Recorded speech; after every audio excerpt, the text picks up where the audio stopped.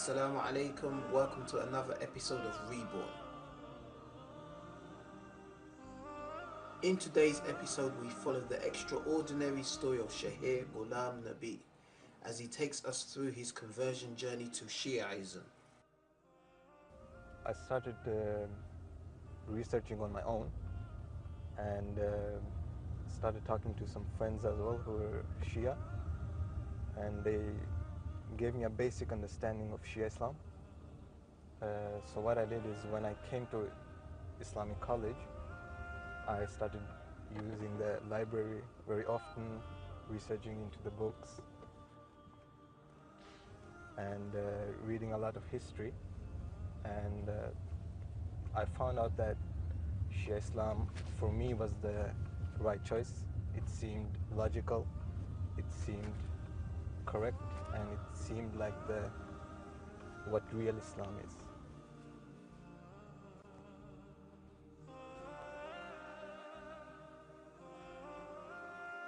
I really became interested in Islam when I was about 16, and that's when I regularly started praying, going to the mosque, and so I would say I was religious before I became Shia, and I think that's what actually led me to becoming Shia, because when I became religious, I had so many questions that the local imams or my family couldn't answer. So I started looking for these answers in books, and that's when I actually saw that Shia Islam had more logical and better answers than Sunni Islam.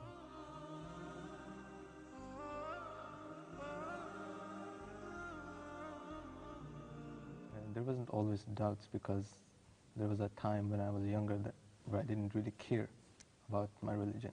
I was just Muslim by name. But as I started becoming more religious and these questions came up, that's when the doubts started coming.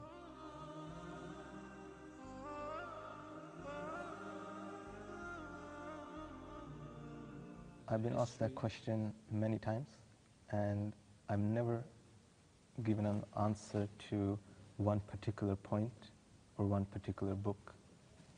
I always say that there was so much that eventually it just became too much for me to still say I was Sunni. Everything just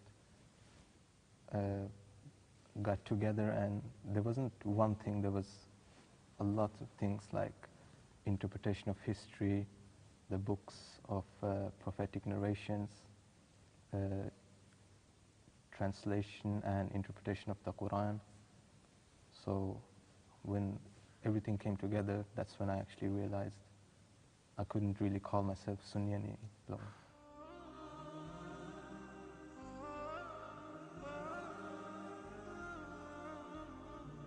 In Oslo, we have there's a big Muslim community actually, and there are several mosques. So when I lived in Oslo, I was young, but there was a lot of Muslims, so you always felt the Islamic brotherhood, because there were a lot of Muslims in the class around you. You go to the mosque to read the Quran, so you would always have Muslims around you. However, when I became 10, 11, we moved outside of Oslo to a little part which didn't have any Muslims. So there was a complete change, and when you live in such a community and you're in an age where you ask questions and you're the only Muslim, so you are the only one to answer them, that's when it became difficult, and that's when I felt I actually had to research. Most certainly I would say that move helped me a lot, and I thank my parents for moving, because now when I look back at the place where I used to live, it's kind of a suburb, kind of a ghetto type. You have the criminals, they're in that area now. So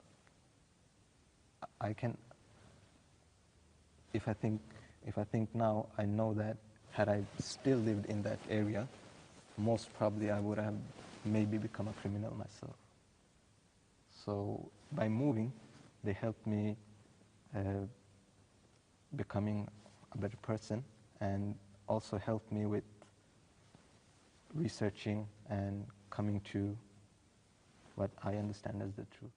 Actually, I wanted to become a doctor, so I wanted to study medicine before I even thought about Islamic college. However, I had a friend who studied at Islamic college, and he told me about the opportunities with a degree in Islam. And as Islamic college is an academic institute, and the degree is validated by Middlesex University, I thought it would be a good opportunity for me to get my Islamic knowledge from a institute which I also could use in the future. So what led me to the Islamic college was the idea that it was an academic institute. I knew it was run by Shias. However, that didn't affect me because talking to the students that was already there, they told me that the BA degree was very much, you wouldn't know that the teacher was Shia or it was run by Shia, because it's basically from a very neutral point of view.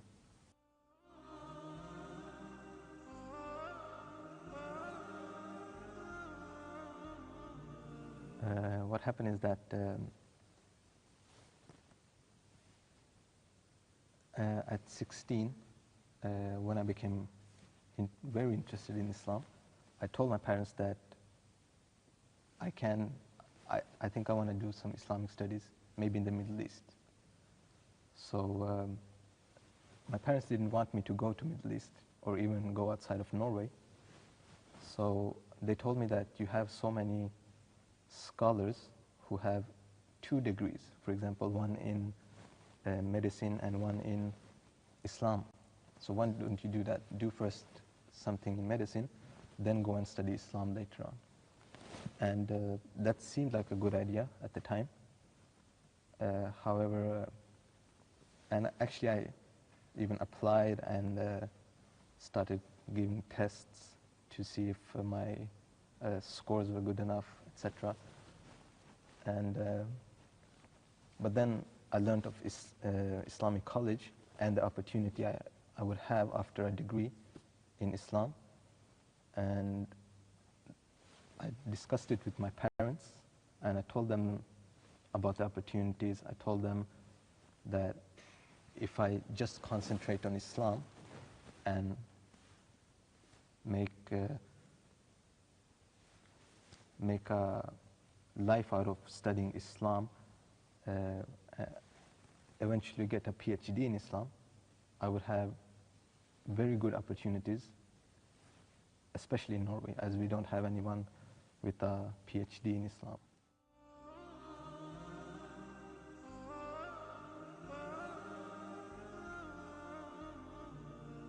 Naturally, they had follow-up questions, but in most cases, I feel I was able to give an answer that was satisfying enough for that time, for our age, because I wasn't really discussing with learned people. So if I gave a basic answer, they would accept it. And also I think since they weren't Muslim themselves, or the interest in Islam wasn't very high, they would just accept my answer and not really care about it.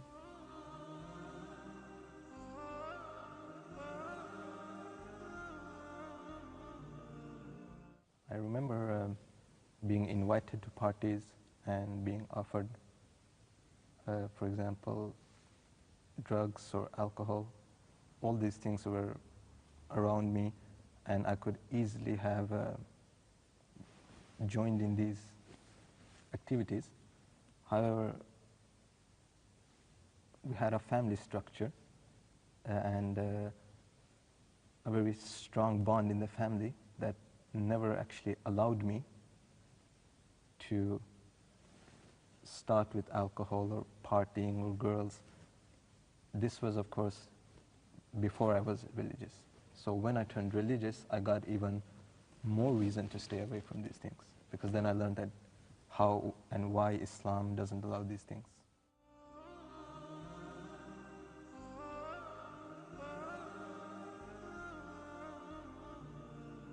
We have some close friends who are Shias, so I knew there existed something called Shia Islam. However, in the beginning, I didn't really know. I just knew there was some people called Shia.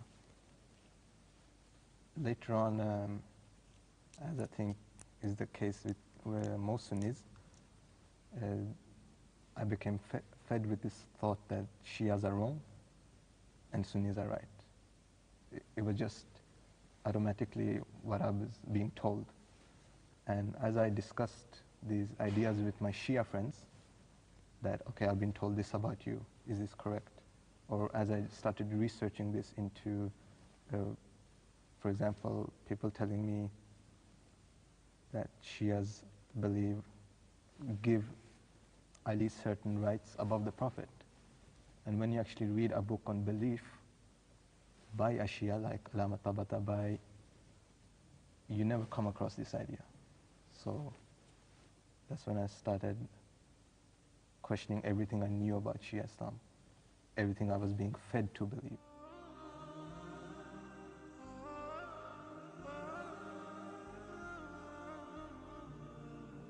Certainly the fact that when you're living in a Western society and Islam started becoming known in the media and people had questions.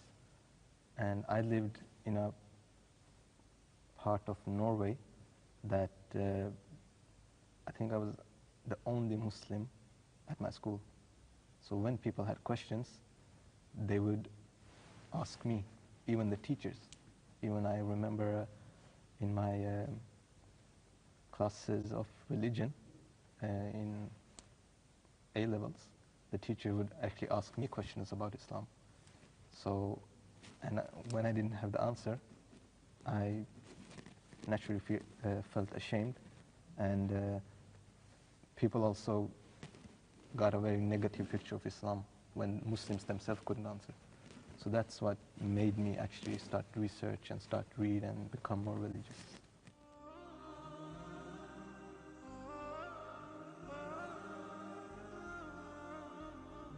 Okay, so as all these questions came up, I had to find some answers, because usually I said that I don't remember or I don't know, so let me give you the answer tomorrow or next week. That's what I usually said. And then I went home, started reading articles or books online, as well as fatwas by different people, and started looking at lectures. I never actually went to the mosque to ask questions, because I knew that the imams in the mosque, they don't have this type of knowledge. They can tell you how to pray, but they can't tell you really why to pray. So that was the problem, that I really go to the mosque. So from the very beginning, I had to actually research on my own. There was no one, especially living in Norway, you don't have any real scholars. You have these imams or prayer leaders, etc., but you don't have any real scholars, for example, as you have in London. So that made me research everything on my own.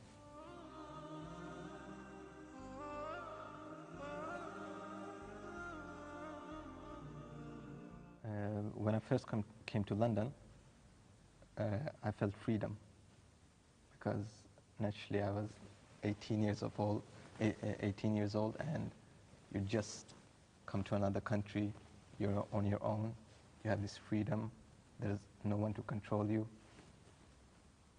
So I was happy in the beginning, and started at Islamic college. It was a whole new experience, and I really enjoyed it. But after a while, you start missing your old life, you start missing your family, your friends.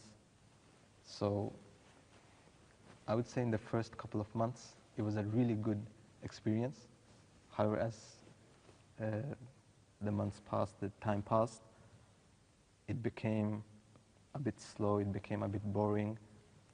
I really wanted to go back, but the idea that I want to make a career out of studying Islam, that kept me going forward.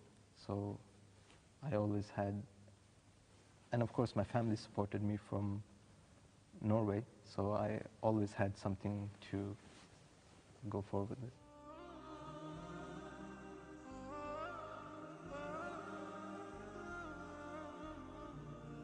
I was once told that as Shia Islam is based on the love for Ahlulbayt. One scholar once told me that the love for Ahlulbayt is only given to a selected few. So those who receive it, they should appreciate it and be thankful. So certainly, I would say I feel some sort of selection that God, I don't know, maybe he saw some capability in me, that I could help Shia Islam in some way, I could help Islam in the West in some way, and therefore he picked me.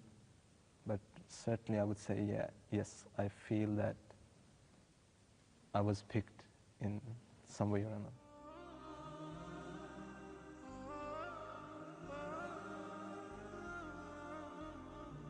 What happened is that I was reading a book, and I was at home reading a book on Shia Sunni discussions.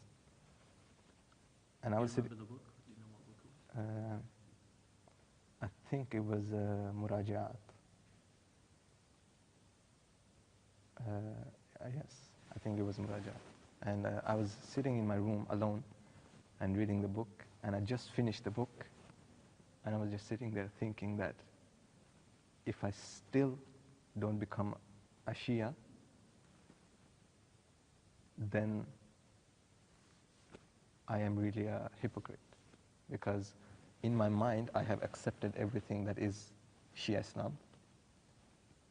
So the only right thing is to actually become a Shia, to actually call myself Shia now. So I remember that very clearly because my room was in the second floor. So I accepted that in my mind. I came down, and my friend was downstairs, and I told him, you know what? Today I am Shia. So that I remember very clearly. Now after that, what I did was, as I had accepted the belief, I now started reading about the method of prayer and the practice of a Shia. That's what was the next step for me.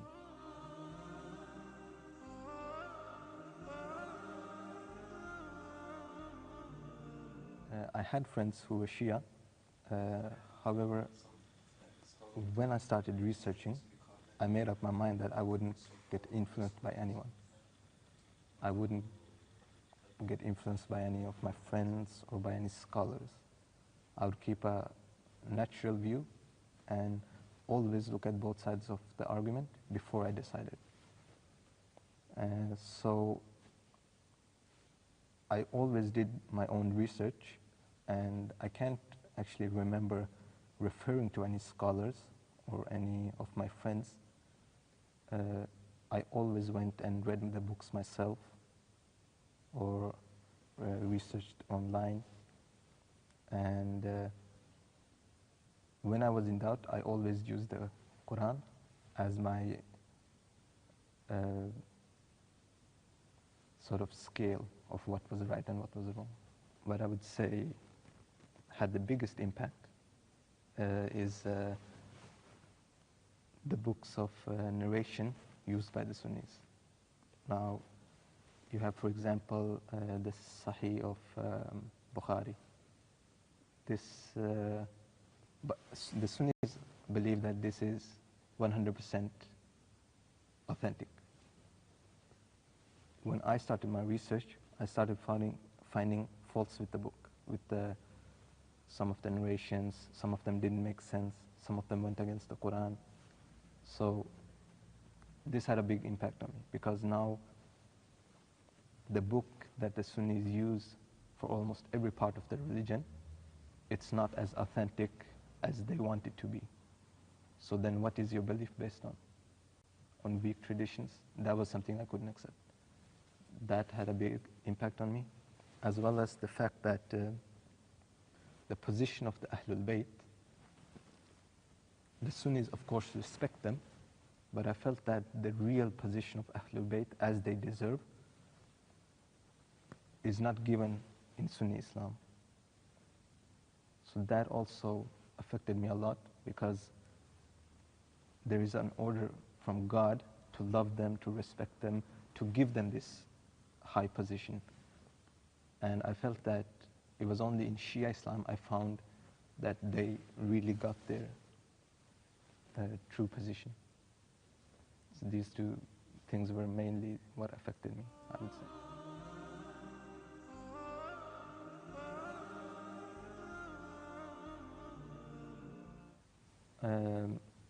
In terms of friends and people I used to be with, there was a change.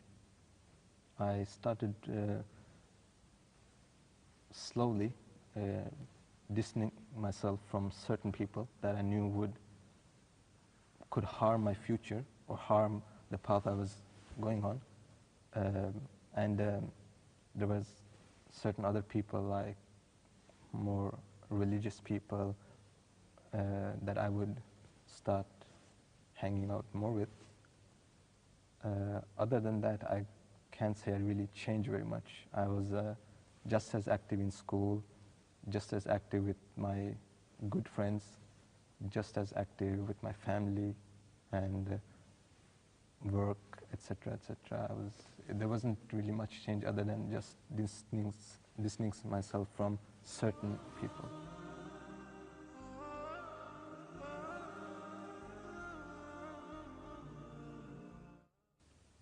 I have a very close friend who is also Shia, and I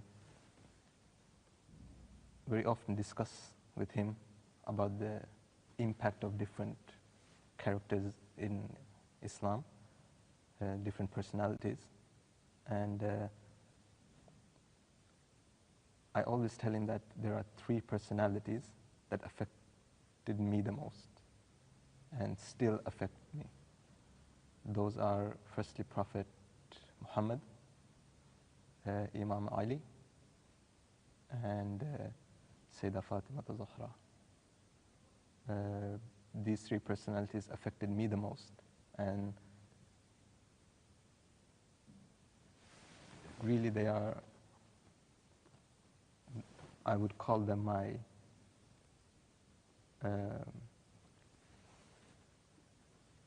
the best personalities within history, because of what they did, what they taught us, and really their characteristics, their morality, their lessons. So certainly Prophet Muhammad, Imam Ali, and Sayyidah Fatima, these 3 other personalities I look to learn from.